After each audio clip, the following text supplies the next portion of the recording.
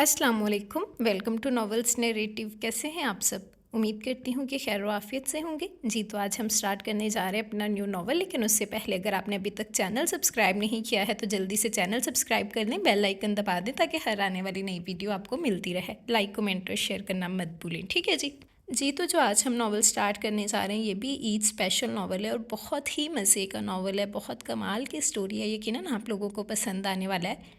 ये एक after marriage based story है, फोर्स्ड मैरिज बेस्ड है, इमरजेंसी निकाह बेस्ड है और थोड़ा धोखा मिसअंडरस्टैंडिंग भी कह सकते हैं। बहुत ही मतलब मज़े की स्टोरी है, यकीनन आप लोगों को अच्छी लगेगी। तो चलें बगैर वक्त ज़ाया किए हम स्टार्ट करते हैं और देखते हैं कि हमारी आज की स्टोरी में क्या होता है। रात काफ़ी ढल चुकी थी, करवट पर करवट बदलते अब वो थकने लगी थी। मारे प्यास के गला भी खुश्क हो रहा था, मगर अब्बा जी थे कि सोने का नाम नहीं ले रहे थे। उसे चोरी चोरी कनखियों से 2-3 बार उठकर देखा। वो जाग रहे थे, कभी खांसने की आवाज़ आ जाती थी। महनूर ने बेबसी से ऊपर तारों से भरे आसमान की तरफ देखा था और फिर शिकस्ता से अंदाज में सर तकिए पर गिरा लिया। तकिए के नीचे वाइब्रेशन पर सेट हुआ उसका सेल फिर बजने लगा था। आसान, अब्बा जी अभी जाग रहे हैं, मैं तुमसे अभी बात नहीं कर सकती। जाने ऐसे कौन सी फिक्रें पाल रखी थी अब्बा ने कि उन्हें रात में नींद ही नहीं आती थी। करवट बदलकर मोबाइल कीपैड पर तेज़ी से उंगलियां चलाते हुए उसने लिखा था। जवाब में दूसरी तरफ से फ़ौरन जवाब आ गया था। तुम्हारी नीयत अगर ठीक है तो गुसल खाने में घुसकर भी बात कर सकती हो, अब्बा जी पीछे नहीं आ जाएंगे तुम्हारे। उसे मैसेज पढ़कर थोड़ी हंसी आई थी। पागल लड़के, तुम लंबी बात करोगे और यहाँ मैं अगर 10 मिनट में वापस नहीं आई तो कोई ना कोई मेरी खबर लेने को पीछे पहुँच जाएगा। तो ठीक है फिर करो रेस्ट, मैं इंग्लैंड जा रहा हूँ। उसके मैसेज के जवाब में उसने फिर खफकी भरा मैसेज चढ़ दिया था। नाचार इस बार उसे चारपाई से उठना ही पड़ा था। महर और अम्मा रोज़ के मामूल के मुताबिक नमाज इशा की दायदगी के बाद सुकून की नींद सो रही थी। अब्बा की चारपाई कदरे हटकर थी, जबकि बड़े दोनों भाई मुल्क से बाहर थे। वह एहतियात से मोबाइल दुपट्टे में छुपाती गुसल खाने की तरफ आ गई थी। हाँ अब बोलो, क्या मसला है? गुसल खाने में घुसते ही उसने खुद अजान को कॉल की थी, जिसे उसने फ़ौरन पिक कर लिया था। मसले से अनजान तो नहीं हो तुम? ये और बात है कि जानबूझकर अनजान बनी रहो। बेखबर तो नहीं हूँ, जितने तुम परेशान हो उतनी ही मैं भी परेशान हूँ, मगर समझ में नहीं आ रहा कि क्या करूँ। उसने अपनी आवाज़ धीमी ही रखी थी। दूसरी तरफ आसान ने गहरी सांस भरी। करना क्या है? अपने हक का इस्तेमाल, अपनी मोहब्बत का साथ देना है बस। ये इतना आसान नहीं है। मैं कुछ नहीं जानता। मुझसे प्यार करती हो तो तुम्हें मेरी ख्वाहिशों का मान भी रखना पड़ेगा। बसूरत दिगर मैं अपने वालदैन की मर्ज़ी के ख़िलाफ़ नहीं जाऊँगा। अगर तुम्हें तुम्हारे वालदैन का ख्याल है तो फिर मुझे भी अपने वालदैन की खुशी का ख्याल रखना पड़ेगा। उसका लहजा बेहद संजीदा और हद में ही था। महानूर को अपनी जान सख्त मुश्किल और अजाब में फंसी महसूस हुई थी।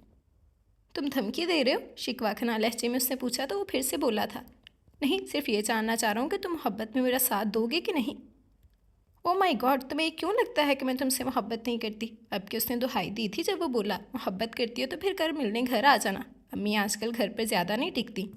इकट्ठे बैठकर इस मसले का कोई हल तलाश करने की कोशिश करते हैं।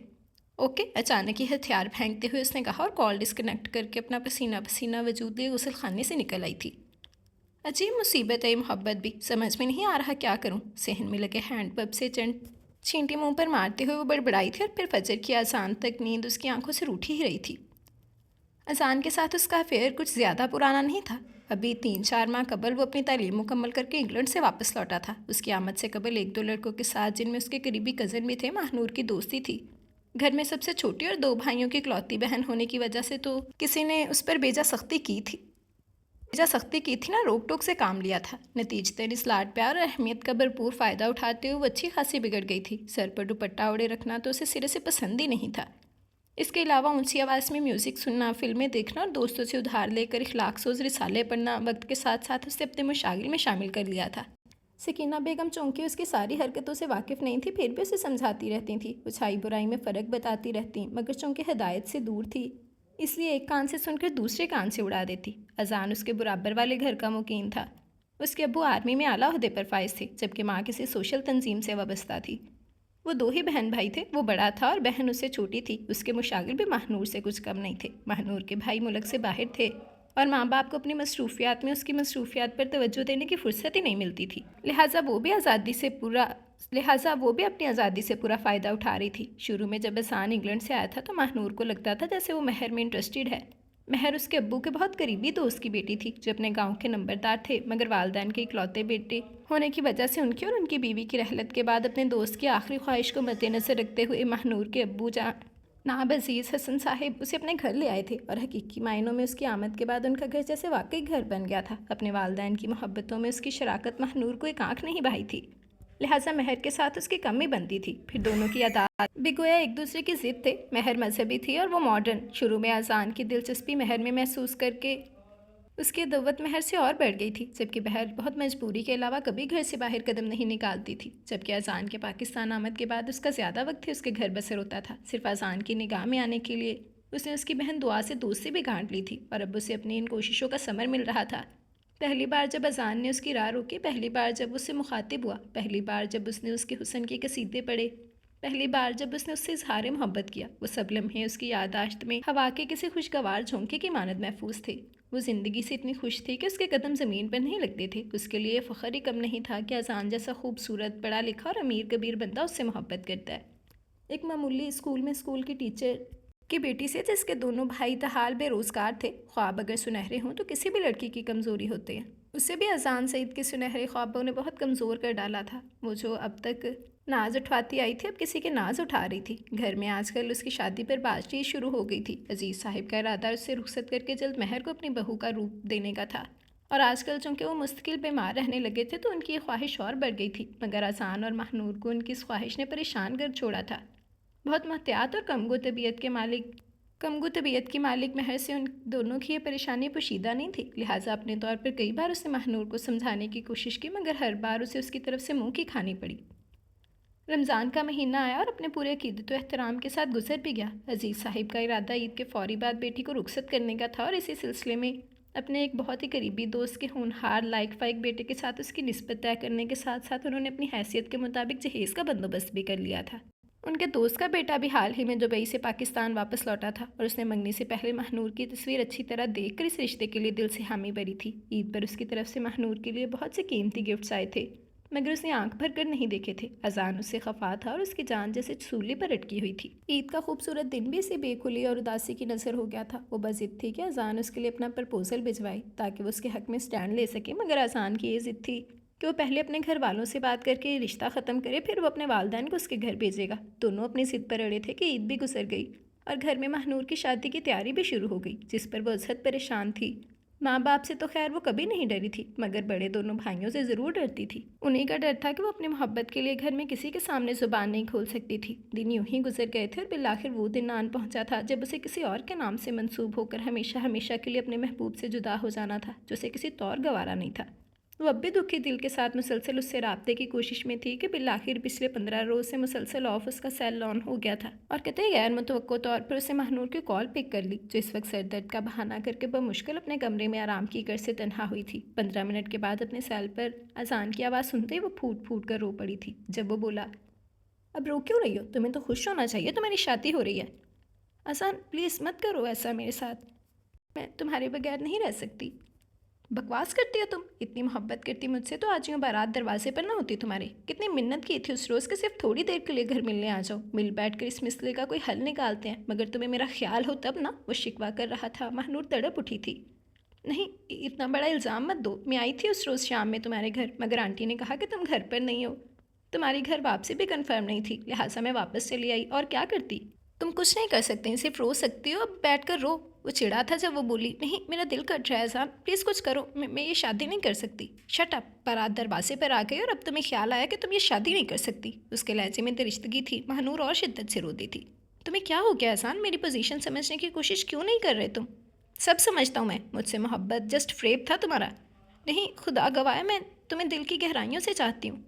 اوکے، اگر ایسا ہے تو پھر کسی بھی طرح اپنی چھت سے میری چھت پر آ جاؤ، اس طرح کہ کسی کو ہلکا سا شک بھی نہ ہو۔ ہم ابھی اور اسی وقت اس شہر سے دور چلے جائیں گے، میں خود تمہارے بغیر نہیں جی سکتا ماہنور۔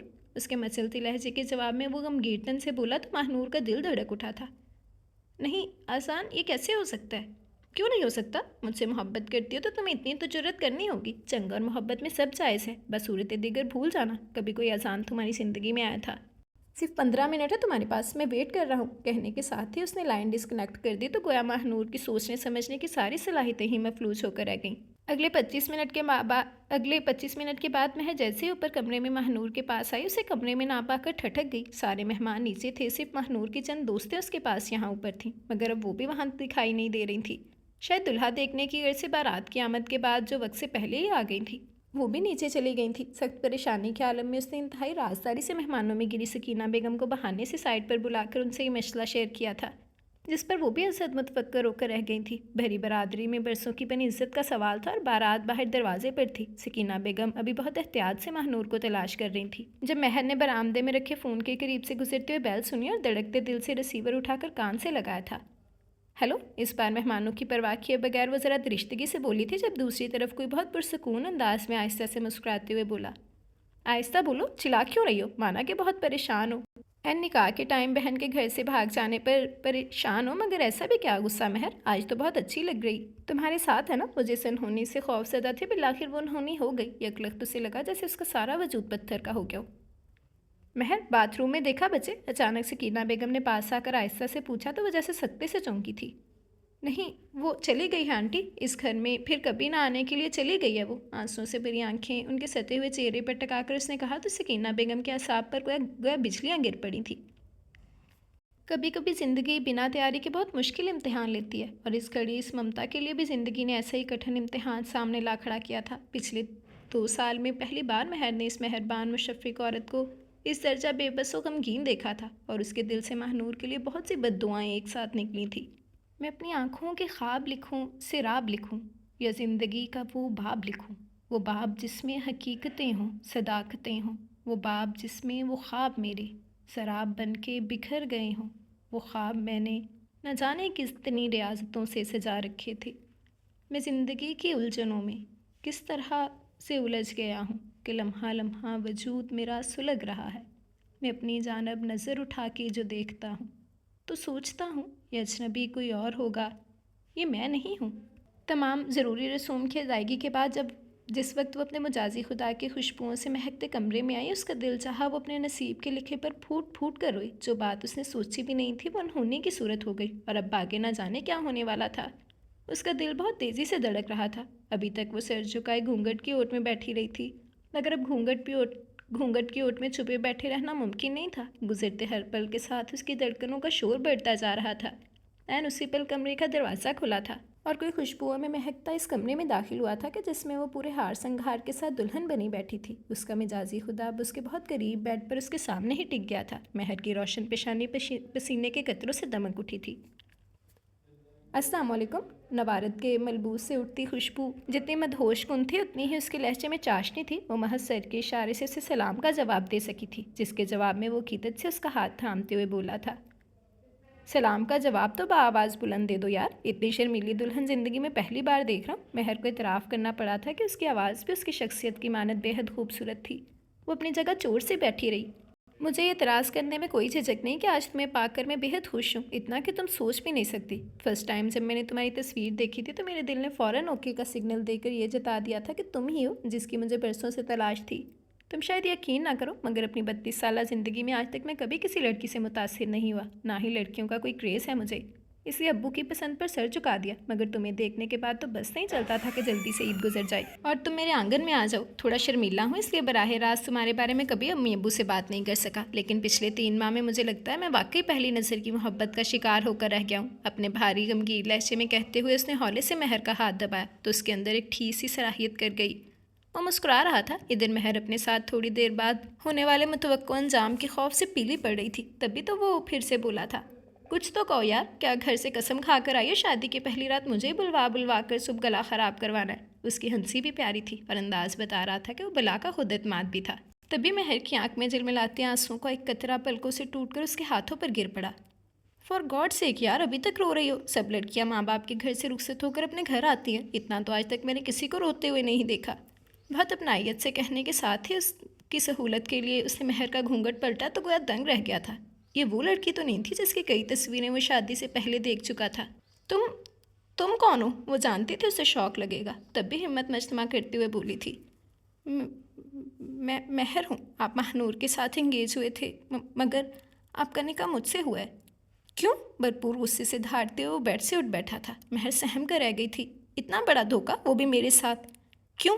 अभी पूछता हूँ अब्बू से, इश्तिहार अंगेज़ अंदाज में कहता वो दरवाजे की तरफ बढ़ा तो महर जल्दी से उठकर उसके सामने आ गई थी। خدا کا واسطہ آپ کو ابھی کسی سے کچھ مت کہیے گا، صبح جو دل چاہے پوچھ لیجیے گا پلیز۔ اس کے حواس مسلسل رونے سے جیسے ساتھ چھوڑ رہے تھے۔ شٹ اپ، صبح کس نے دیکھی ہے؟ میرا دماغ پھٹ رہا ہے۔ بے دردی سے اسے سائڈ پر دھکیل کر وہ آگے بڑھا جب اس کے قدموں پر گر پڑی تھی۔ صرف ایک بار ٹھنڈے دل سے میری بات سن لیجیے پلیز۔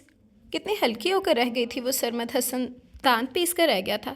پاؤں چھوڑو میری، صرف 5 منٹ میری بات سن لیجیے پلیز۔ رو رو کر اس کی شکل دیکھنے والی ہو رہی تھی مگر اس پر قطعی کوئی اثر نہیں ہوا۔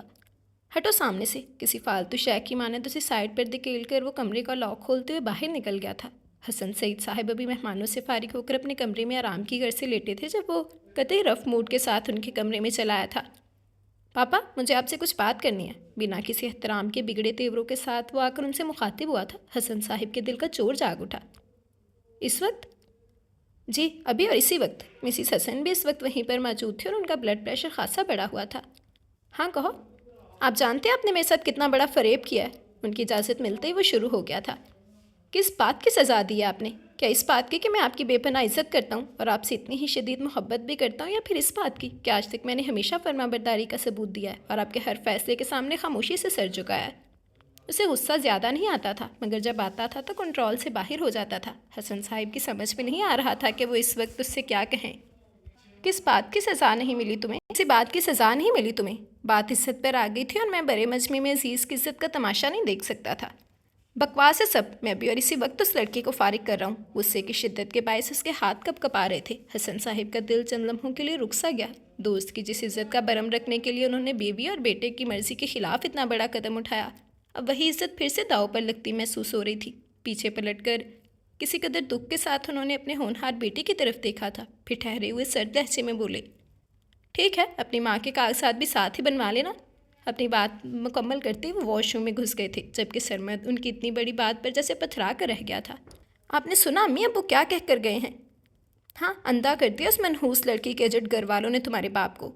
تم سے پہلے میرے احتجاج پر مجھے بھی یہی دھمکی دے چکے ہیں۔ مسز حسن کی آنکھوں میں آنسو تھے اور ادھر سرمد حسن کا بس نہیں چل رہا تھا کہ وہ مہر کے ساتھ ساتھ اس کے سارے گھر والوں کو سلیب پر لٹکا دے۔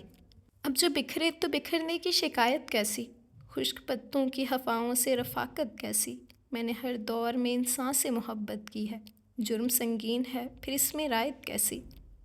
ایک پتا بھی جدا شاخ سے جب ہوتا ہے، کیا کہوں دل پہ گزرتی ہے قیامت کیسی؟ زندگی تجھ کو تو لمحوں کا سفر جانا تھا، راہ میں آ گئی صدیوں کی مسافت کیسی؟ کافی لمبا سفر طے کر کے مہنور جس وقت اذان کے ساتھ اسی کے بک کروائے گئے ہوٹل کے کمرے میں پہنچے تو شام ڈل رہی تھی۔ ارد گرد جو سبزہ تھا اس پر بھی شام نے اپنی سیاہ چادر پھیلانی شروع کر دی تھی۔ وہ یقیناً کوئی بہت سرد علاقہ تھا، تبھی گاڑی سے نکلتے ہوئے اس نے جھرجھری لی تھی۔ اذان اسے اپنے ساتھ لے کر کمرے میں آیا تو اس نے سکون کی سانس لی۔ دل کے اندر کہیں پل دو پل کے لیے اپنی حرکت پر ملال کا احساس بھی اٹھتا تھا مگر اس وقت وہ چونکہ محبت کے نشے میں تھی لہٰذا محبوب کو پا لینے کی سرشاری کا احساس ملال سے بڑھ کر تھا۔ زندگی میں اکثر کچھ لمحات ایسے سامنے آ جاتے ہیں کہ جن کے سیاہ داغ لاکھ دھونے پر بھی نہیں دھلتے، پھر باقی کی زندگی کا ہر لمحہ اسی کسک کی نظر ہو جاتا ہے کہ کاش وقت پیچھے پلٹ جائے اور ہم اپنی اس غلطی کا، اس پھول کا ازالہ کر لیں۔ وہ بھی ابھی جذبات کے اندھیرے میں تھی۔ کمرے میں سنگل بیڈ دیکھ کر اس نے اذان سے پوچھا تھا، کیا ہم اس کمرے میں رات تک رکیں گے؟ ہاں، وہ اسے پرشوق نگاہوں سے دیکھتے ہوئے بیڈ پر اعتراض ہو گیا تھا۔ مگر کمرے میں تو ایک ہی بیڈ ہے، ہم سوئیں گے کیسے؟ جیسے سب سوتے ہیں ویسے۔ تم سمجھو آج تمہاری رخصتی میں ساتھ ہو گئی ہے، کل نکاح بھی ہو جائے گا۔ ریئلی؟ ہاں جانو، کہ اعتبار نہیں مجھ پر۔ اس لمحے اس کی نگاہوں میں ویسا ہی خمار چھلک آیا تھا جیسا ہمیشہ سے عزت کے لٹیروں کی آنکھوں میں ایسے مواقع پر چھلکتا دکھائی دیتا ہے۔ مہنور کا دل اس لمحے بہت تیز دھڑکنے لگا تھا۔ میں کتنے خوش قسمت ہوں اذان کہ مجھے تم جیسے پیارے شخص کا ساتھ ملا ہے، اب تو چاہے موت بھی آ جائے کوئی گلہ نہیں۔ اذان اس کے الفاظ پر دھیرے سے مسکرا دیا تھا۔ فضول بولنے سے باز نہیں آؤ گی تم؟ خیر، مجھے ابھی 2-4 ضروری کام نپٹانے ہیں، تب تک تم ریسٹ کر لو۔ بڑی خوبصورتی سے شکار کو لائن پر لا کر وہ بیڈ سے اتر گیا تھا۔ اس کے کمرے سے جانے کے بعد مہنور کا دھیان پھر اپنے گھر والوں کی طرف چلا گیا۔ اسے پورا یقین تھا اگر وہ اپنے بھائیوں کی نظر میں آ گئی تو وہ لوگ اسے سانس لینے کا موقع دیے بغیر موت کے گھاٹ اتار دیں گے، اور یہ تصور ہی اتنا خوفناک تھا کہ مزید کچھ سوچے بغیر بیڈ پر لیٹ گئی تھی۔ لمبے سفر کی تھکان اور موسم کی خنکی کے احساس نے ٹینشن کے باوجود اسے نیند کی وادی میں دھکیل دیا تھا۔ جانے کتنی دیر وہ پرسکون نیند کے حصار میں رہی تھی کہ اچانک اس کی آنکھ کھل گئی۔ کمرے میں نائٹ بلب کی مدھم روشنی نے عجیب سا فسوں بھی کھیر رکھا تھا اور اس کے پہلو میں لیٹا اذان اسے اس وقت اپنی طرف کھینچ رہا تھا۔ اس کے حواس پل میں بیدار ہوئے تھے۔ اذان مدھم روشنی میں آنکھیں پھاڑ کر اس نے اذان کا چہرہ تلاشنا چاہا تھا جب وہ جذبات سے ملخوب تھا، کبھی آگ کے پاس تھا، لہٰذا یہ کیسے ممکن تھا کہ نہ پگھلتا؟ گھی آگ کے پاس تھا، لہٰذا یہ کیسے ممکن تھا کہ نہ پگھلتا؟ نہیں، یہ غلط ہے، اس کی مضبوط ہے سار میں فرار کی بڑی کمزور سی کوشش کرتے ہوئے اس نے اپنی نسوانیت کا بھرم رکھنے کی ہلکی سی کوشش کی تھی، مگر اذان نے جیسے سنا ہی نہیں تھی۔ او کامن یار، تم نے سنا نہیں محبت اور جنگ میں سب جائز ہوتا ہے؟ کتنی خواہش تھی اس دن کی، آج قسمت نے ہمیں ملا دیا ہے، تو پلیز میرے جذبات پر بند مت باندھو۔ وہ کھلاڑی تھا اور اسے اپنے شکار کو قابو میں کرنے کے سارے طریقے ازبر تھے۔ مڈل کلاس کھرانے کی بے خبر جذبات کی ماری ماہنور عزیز اس کے سامنے جیسے ڈہ گئی تھی۔ اسے معلوم ہی نہیں تھا کہ مرد کتنا بھی بدکار ہو نہا دھو کر صاف ہو جاتا ہے، کوارے کا کوارا رہتا ہے، مگر عورت کے دامن پر لگا محض ایک داغ بھی یہ معاشرہ قبول نہیں کرتا۔ اپنی سب سے قیمتی متاع عزت لٹانے والی لڑکیوں کے پاس کچھ باقی نہیں رہتا۔ ہر لڑکی جذبات کے امتحان کا شکار ہوتی ہے، اور اس کڑی آزمائش میں کامیاب وہی ہوتی ہے جو نفس کے تابع نہیں ہوتی بلکہ اسے اپنے تابع رکھتی ہے، ورنہ چند لمحوں کا کھیل بعض اوقات ساری زندگی کے لیے منہ پر سیاہی مل کر رکھ دیتا ہے۔ وہ بھی اگلے روز خاصی دیر سے بیدار ہوئی تو خود سے نظر ملانے میں شرم محسوس ہو رہی تھی، مگر پھر یہ سوچ کر کہ آج اذان سے اس کا نکاح تو ہو ہی جانا ہے، اس نے خود کو بہلا لیا تھا۔ سرمد حسن اپنے باپ کے کمرے سے آیا تو اس کا حال دیکھنے لائق تھا۔ مہر بیڈ پر بیٹھی ہوئی اب بھی رو رہی تھی۔ سرمد کو پھر سے کمرے میں آتا دیکھ کر اس نے پھر سے جلدی سے اپنے آنسو پونچھ لیے۔ اپنی سلامتی عزیز ہے تو دفع ہو جاؤ یہاں سے۔ تمہارے منہ سے نکلی ہلکی سی سی کی آواز بھی میرے کانوں تک پہنچی تو میں کھڑے کھڑے خون پی جاؤں گا تمہارا، سمجھی تم؟ اسے لگ رہا تھا جیسے ضبط کی کوشش میں وہ اپنے شریانوں کو کوئی نقصان پہنچا بیٹھے گا۔ مہر پہلی بار کسی مرد کا ایسا روپ دیکھ رہی تھی۔ نفرت کرتا ہوں میں تم سے، سنا تم نے؟ تم جیسی دو کوڑی کی زبردستی گلے پڑنے والی فضول لڑکیوں سے شدید گھن آتی ہے مجھے، اور تم خواب دیکھنے چلی اس گھر کی بہو بننے کے۔ تم جیسی معمولی شکل و صورت کی حامل سستی لڑکیوں کو اپنے گھر ملازم نہیں رکھتا میں، پھر تمہیں بیوی کیسے تسلیم کر سکتا ہوں؟ تمہارے معاملے میں میرے باپ نے میرے ہاتھ ضرور باندھ دیے ہیں، مگر وہ زبردستی مجھے تم سے محبت کرنے کے لیے مجبور نہیں کر سکتے۔ جو بھونڈا مذاق تم نے اور تمہارے گھر والوں نے میرے ساتھ کیا، میں تمہیں اس کی سزا دے کر رہوں گا، یاد رکھنا تم۔ وہ جیسے انگاروں پر لوٹ رہا تھا۔ کیسی عجیب بے بسی تھی کہ وہ اس کے سامنے اپنی اس درجہ تسلیل پر زبان بھی نہیں کھول سکتی تھی۔ وہ پوری رات اس نے مصلے پر اللہ کے حضور آنسو بہاتے ہوئے گزاری تھی۔ اگلی صبح ابھی وہ اپنے گھر والوں کی آمد کا انتظار کر رہی تھی کہ حسن صاحب ہولے سے کھنکارتے ہوئے اس کے کمرے میں چلے آئے۔ سرمد شاید رات میں ہی کہیں نکل گیا تھا۔ انہیں کمرے میں داخل ہوتے دیکھ کر وہ جلدی سے صوفے سے اٹھ کھڑی ہوئی تھی۔ السلام علیکم انکل۔ وعلیکم السلام، جیتی رہو۔ آگے بڑھ کر اس کے سر پر ہاتھ پھیرتے انہوں نے بہت محبت سے دعا دی تھی۔ مہر کی آنکھوں کے گوشے ہلکے سے نم ہو گئے تھے۔ مہر بیٹی، میں جانتا ہوں سرمد نے تمہارے ساتھ کچھ اچھا نہیں کیا ہوگا، بہت ضدی اور سر پھر آئے، وہ کچھ مرضی کے خلاف ہو جائے تو ایسے ہی بے لگام گھوڑے کی طرح بھاگتا ہے، مگر تم پریشان مت ہونا، اسے جلدی حقیقت کا پتہ چل جائے گا تو خود بخود ٹھیک ہو جائے گا۔ تم نے عزیز کی بیٹی نہ ہو کر بھی اس کی عزت کے لیے جو قربانی دی ہے، اس نے میری نگاہ میں تمہارا قد بہت اونچا کر دیا بیٹا۔ احترام ہمیشہ رشتوں کا ہوتا ہے، خالی انسان کا نہیں، اور تم نے اپنے عمل سے ثابت کر دیا ہے کہ تم رشتوں کا احترام کرنا جانتی ہو۔ اسی لیے میں تم سے گزارش کرنے آیا ہوں بیٹی کہ اس گھر میں چاہے تمہیں کتنا بھی دکھی کیا جائے، کبھی صبر کا دامن ہاتھ سے مت چھوڑنا، اور جو قربانی تم نے دی ہے اس پر پانی پھرنے مت دینا۔ کتنی عاجزی سے وہ اس سے گزارش کر رہے تھے۔ مہر کے ضبط کے تمام بند جیسے ان کے سامنے ٹوٹ گئے، وہ دونوں ہاتھوں میں چہرہ چھپا کر پھوٹ پھوٹ کر رو دی تھی۔ جب تک اس کے گھر سے ناشتہ آیا وہ رو دھو کر اچھی طرح ہلکی پھلکی تیار ہو گئی تھی۔ دوپہر میں ولیمے کی تقریب تھی۔ سگیرنا بیگم موقع ملتے ہی اس کے پاس آ بیٹھی تھی۔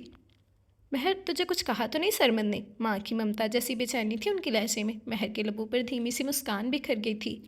نہیں آنٹی، ڈر تو مجھے بھی بہت لگ رہا تھا کہ جانے وہ کیا کہیں گے، مگر انہوں نے ایسا ویسا کچھ نہیں کہا۔ شکر ہے اللہ پاک کی ذات کا، میں نے بڑی دعائیں کی تھیں تیرے لیے۔ نم آنکھوں سے اس کی پیشانی چومتے ہوئے انہوں نے اللہ کا شکر ادا کیا تھا۔ مہر اپنے دل کا درد دبا کر پھر سے مسکرا دی تھی۔ سلمان بہت غصے میں ہے، کل سے نہ کھانا کھا رہا ہے نہ کسی سے بات کر رہا ہے۔ تیرے انکل نے بہت سمجھایا ہے اسے، مگر کسی کی نہیں سن رہا۔ جانے منہ متھا لے کر کدھر نکل گیا ہے۔ میرا تو مرنے کو جی چاہتا ہے مہر، اکلوتی بیٹی نے جیتے جی مار ڈالا ہے مجھے۔ اگلے ہی پل ان کے لہجے میں اداسی اتر آئی تھی۔ مہر نے اپنا ہاتھ ان کے ہاتھ پر رکھ دیا۔ میں بات کروں گی ان سے، آپ پریشان مت ہوں۔ انہیں کیا بتاتی کہ اس کا اپنا شوہر منہ متھا لے کر کل رات سے نہ جانے کہاں نکل گیا تھا۔ اپنے طور پر وہ اپنے سابقہ منگیتر سکینہ بیگم کے چھوٹے بیٹے سلمان سے بات کر کے اس کے سمجھانے کے لیے لفظی سوچتی رہ گئی، مگر اس نے اسے کچھ کہنے کا موقع ہی نہیں دیا تھا۔ گھر سے پہلے وہ اپنے ایک دوست کی طرف کراچی نکلا اور پھر وہیں سے دوست کے ساتھ واپس سعودیہ نکل گیا۔ جانے سے پہلے صرف ایک رات کے لیے گھر آیا تھا اور عزیز صاحب کو بتا کر پھر سے روانہ ہو گیا تھا۔ اذان، تم نے آج نکاح کے لیے کہا تھا، دیکھو دن ڈل رہا ہے، جاؤ اٹھ کر مولوی صاحب وغیرہ کو لے کر آؤ۔ اگلے روز دوپہر تک اذان سوتا رہا تو مجبوراً اسے جھنجھوڑ کر جگانا پڑا، مگر اس پر مطلق اثر نہ ہوا تھا۔ سو جاؤ یار، میرے سر میں بہت درد ہو رہا ہے ابھی۔ ہونے دو درد، رات بھر سے سو رہے ہو، ابھی نیند پوری نہیں ہوئی تمہاری؟ وہ ذرا سی خفا ہوئی تھی، اذان چڑھ گیا تھا۔ کہا نا سر میں درد ہو رہا ہے، ہر وقت بک بک نہ کیا کرو۔ اس کا لہجہ ایسا تھا کہ وہ ہکا بکا رہ گئی تھی۔ یہ تم کس لہجے میں بات کر رہے ہو مجھ سے؟ محبت.com کے کھیل میں جب اعتبار کو دھچکا لگتا ہے تو دل کی کیفیت دیکھنے والی ہوتی ہے۔ اذان اب اس کے الفاظ پر بھنا کر اٹھ بیٹھا تھا۔ کیا تکلیف کیا ہے تمہیں؟ کس لہجے میں بات کر رہے ہو؟ کس لہجے میں بات کروں تم سے؟ جو لڑکی صرف اپنی عیاشی کے لیے والدین کی عزت پاؤں تلے روند کر گھر کی چار دیواری پھیلانگ گئے، اس کے ساتھ ایسے ہی لہجے میں بات کی جاتی ہے؟ کتنی آسانی سے اس کی محبت کو عیاشی کا نام دے دیا تھا اس نے۔ وہ تو حیرانی سے ٹکر ٹکر اس کا منہ ہی دیکھتی رہ گئی تھی۔ جتنی تم معصوم بننے کی کوشش کرتی ہو اتنی سیدھی ہو نہیں۔ اب وہ 20 سال پہلے کا زمانہ نہیں رہا کہ زبردستی کسی بھی لڑکی کی عزت کے ساتھ کھیل لیا جائے۔ آج کل کی لڑکیاں مکمل باشعور اور با اختیار اور ہوشیار ہیں۔ سارا پتہ ہے انہیں کہ کوئی لڑکا جب ان کی عزت کو سائڈ پر رکھ کر اپنے مفاد کی بات کر رہا ہے تو وہ محبت نہیں کر رہا، جذبات سے کھیل رہا ہے۔ پھر بھی جان بوجھ کر صرف اپنے جذبات کی آگ بجھانے کے لیے لڑکیاں خود لڑکوں کی حوصلہ افزائی کرتی ہیں، جیسے کہ تم آج تک میری کرتی آ رہی ہو۔ وہ اپنی جن اداؤں کو اس کے ناز اٹھوانا سمجھ رہی تھی، وہی ادائیں اس کے نزدیک کتنی غلط تھیں۔ یہ اس پر اب کھل رہا تھا۔ مہنور کو لگا جیسے یکلخت وہ ساری دنیا کے سامنے برہنہ ہو گئی ہو۔ کوئی پیار ویار نہیں کرتا میں تم سے، صرف بدلہ لینا تھا تمہاری اس مہر بی بی سے جس نے میری جرت پر تماچا مارا تھا میرے منہ پر۔ جا کر بتا دینا اسے کتنی پاور ہے مجھ میں۔ گھٹیا محبت کے چہرے سے جب نقاب اترتا ہے تو چاہنے والا پاتال کی اتھاہ گہرائیوں میں جا گرتا ہے۔ اسے بھی یہی لگا تھا کہ وہ بلندی سے پستی پر گر کر پاش پاش ہو گئی ہو۔ Shut up, just shut up, تم کیا سمجھتے ہو؟ تم میری محبت کی توہین کرو گے اور میں چپ چاپ یہ ظلم برداشت کر لوں گی؟ میری عیاشی کی سزا موت ہے تو پھر تم کیوں بچو؟ تم نے بھی عیاشی کی ہے، تمہیں بھی اتنی ہی سزا ملنی چاہیے جتنی کہ مجھے۔ میں واپس جاؤں گی مگر اپنے گھر نہیں، تمہارے گھر، اور بتاؤں گی تمہاری ماں کو کہ ساری دنیا کے لیے بھلائی کے ٹھیکے لینے والی کا اپنا بیٹا کیا کرتوت کرتا پھرتا ہے۔ اس بار دھچکا اذان کی سماعتوں کو لگا تھا۔ وہ واقعی اتنی سیدھی اور ڈرپوک نہیں تھی جتنا کہ وہ اسے سمجھ بیٹھا تھا۔ کچھ دیر وہ سوچتی نگاہوں سے اسے دیکھتا رہا، پھر اٹھ کھڑا ہوا تھا۔ اٹس اوکے، میرا خیال ہے تم واقعی بغیر نکاح کے مجھے معاف نہیں کرو گی۔ میں بھی چیک ہی کر رہا تھا تمہیں کہ کیا کہتی ہو۔ چلو آؤ، میرے دوست مولوی صاحب کو بلا لائے ہیں اور اب یقیناً وہ ہمارا انتظار کر رہے ہوں گے۔ پل میں پھر رنگ بدل لیا تھا اس سے اور وہ اسے دیکھتی رہ گئی تھی۔ نکاح اس ہوٹل میں بھی ہو سکتا ہے؟ نہیں ہو سکتا، کیونکہ یہاں بکنگ کے ٹائم میں نے تمہیں اپنی مسی سے ظاہر کیا تھا۔ ان لوگوں کی نکاح میں ہم پہلے ہی میاں بیوی ہیں۔ اوکے، اس کا دل پھر کسی انہونی کے خیال سے دھڑک رہا تھا مگر بحث کی گنجائش نہیں رہی تھی۔ اس کا جواب 100% درست تھا۔ میں شاور لے لوں، تب تک کمرہ سیٹ کر دو اور اپنی چیزیں بھی سمیٹ لو۔ آگے کی زندگی ہم میرے دوست کے گھر ہی گزاریں گے، بہت کھلا گھر ہے اس کے پاس۔ مختصر لفظوں میں سے ہدایت دے کر وہ اٹیچ باتھ روم میں گھس گیا تو مہنور وہیں بیڈ پر دونوں ہاتھوں میں سر تھام کر بیٹھ گئی۔ جو کچھ وہ کھو چکی تھی وہ کسی صورت دوبارہ نہیں پا سکتی تھی، اور اب اذان پر اعتبار کرنا اس کی مجبوری تھی۔ وہ ڈریسنگ ٹیبل کے سامنے کھڑی اپنے بھیگے بال سلجھاتے ہوئے خود اپنا جائزہ لینے کی کوشش کر رہی تھی۔ یہ درست تھا کہ وہ مہنور جیسی ملکوتی حسن نہیں رکھتی تھی، پھر بھی اسے کم صورت کسی طور نہیں کہا جا سکتا تھا۔ گندم کے خوشوں جیسی سنہری رنگت پہلے سے قدرے نکھر گئی تھی۔ ناک اگر کھڑی نہیں تھی تو ایسی پھیلی ہوئی بھی نہیں تھی۔ ہونٹ البتہ ترشے ہوئے خوبصورت دکھتے تھے، اور ہونٹوں کی بناوٹ کے لحاظ سے چھوٹی سی ناک بری تو ہرگز نہیں لگتی تھی۔ لمبی گردن، چھوٹے کان، چوڑی پیشانی، سب کچھ اچھا ہی اچھا تھا۔ ہاں، آنکھیں تھوڑی چھوٹی تھیں مگر ان سے چہرے کی دلکشی پر کوئی فرق نہیں پڑ رہا تھا۔ سب سے بڑی بات یہ تھی کہ پانچوں ٹائم نماز کی ادائیگی کے نور نے اس کے چہرے کو اور بھی روشن کر دیا تھا۔ وہ کہیں سے بھی اس قابل نہیں تھی کہ اسے یوں بے دردی سے نظر انداز کیا جاتا یا گھر میں نوکرانی کی حیثیت سے بھی نہ رکھا جاتا۔ وہ یقیناً سرمد کے غصے کا ابال تھا جو شادی کی پہلی رات اس نے نکالا تھا۔ یہی سوچ کر خود کو تسلی دیتی وہ اپنا دوپٹہ اچھی طرح سر پر جما رہی تھی کہ کمرے کا دروازہ کھلا اور سرمد اندر چلا آیا تھا۔ 1 ہفتہ ہو گیا تھا ان کی شادی کو، مگر پہلی رات کے بعد دونوں میں کوئی بات نہیں ہوئی تھی۔ پھر بھی مہر دیکھ سکتی تھی، اس نے سگریٹ نوشی شروع کر دی تھی۔ کئی پیکٹ وہ بیٹھے بیٹھے ختم کر جاتا تھا۔ شاید انسان کے اندر سکون نہ ہو تو وہ عارضی سکون کی تلاش میں یوں ہی اپنا نقصان کرتا ہے۔ مضطرب تو وہ بھی تھی، مگر اس نے سگریٹ اور شراب جیسے سکون کے عارضی سہاروں کی بجائے اللہ کی یاد میں سکون تلاشا تھا۔ ابھی کل ہی قرآن پاک کی تلاوت کرتے ہوئے اس نے پڑھا تھا، ترجمہ: اور جو لوگ ایمان لائے ان کے دل اللہ کی یاد سے چین پاتے ہیں۔ بے شک اللہ کی یاد میں ہی دلوں کا چین ہے۔ بے شک دل کے چین، سکون اور حفاظت کے لیے بھلا اس سے بہتر کیا چیز ہو سکتی تھی؟ وہ بھی پلٹی تھی کہ سرمد نے اسے مخاطب کیا۔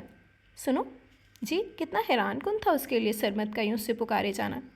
مہنور کا نمبر دو، ضروری بات کرنی ہے اس سے، قطعی روکھی لہجے میں کہتا وہ اب بھی اسے حقارت سے گھور رہا تھا۔ مہر اس نئے امتحان کے لیے ایک مرتبہ پھر اس کا منہ دیکھتی رہ گئی تھی۔ میرے پاس اس کا نمبر نہیں ہے۔ تمہارے پاس نہیں ہے تو اپنے باپ سے پوچھ کر دو، جس نے اصل مال دکھا کر نقل مال سپلائی کرنے کا پیشہ اپنا رکھا ہے۔ میری طرح جانے اور کتنے لوگوں کو بیوقوف بنا کر یوں ہی جھوٹے رشتے کروائے ہوں گے اس نے. بتاؤ اس کا نمبر. اس کا لہجہ اتنا تصحیح امیز اور کرخت تھا کہ بے ساختہ وہ رو پڑی تھی. نمبر مانگا تمہاری بہن کا, ٹسوے بہانے کے لیے نہیں کہا. نمبر دو. اس بار دانت پیستے ہوئے اس نے مہر کا بازو اتنی زور سے دبوچا کہ وہ بلبلا اٹھی تھی. بہن نہیں ہے وہ میری, اور خدا کی قسم میں یا میرے گھر والے اس کے بارے میں کچھ نہیں جانتے کہ وہ کہاں ہے اور کس حال میں ہے. اس نے خود نکاح والے روز گھر سے بھاگنے کا پروگرام بنایا اور چٹاخ. اس سے پہلے کہ اسے مزید کچھ بتا پاتی, سرمد کے جاندار تماچے نے جیسے اس کا دماغ سن کر ڈالا تھا. خبردار, جو اس کے لیے ایک گندا لفظ بھی مزید اپنی زبان سے نکالا تم نے. اس کی آنکھوں سے گویا آگ کے شعلے نکل رہے تھے. وہ اتنی پارسا نہیں ہے جتنی آپ سمجھ رہے ہیں. بکواس بند کرو. ایک بار وہ مجھے مل, پھر دیکھنا تمہارے ساتھ اور تمہارے اس گھٹیا فراڈی باپ کے ساتھ کیا سلوک کرتا ہوں میں.